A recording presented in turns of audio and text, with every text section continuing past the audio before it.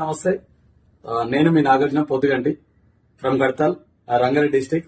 So basically నేను ఒక government employee. ఒక 4 years వర్క్ చేయడం జరిగింది.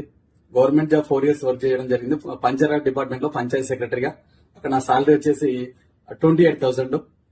నాకు ఆ జాబ్ చేసినప్పుడు ఒక వండర్ఫుల్ ఆపర్చునిటీ పరిచయం చేయడం జరిగింది బాలం శ్రీనివాస్ సార్. ఆ వండర్ఫుల్ ఆపర్చునిటీ పేరు Vestige direct selling. So Vestige direct selling అనేది చాలా బాగుందని తెలుసుకొని నేను ఒక పార్ట్ టైం గా ఒక 6 నెలలు 7 నెలలు పనిచేసిన వెస్టీజ్ లో.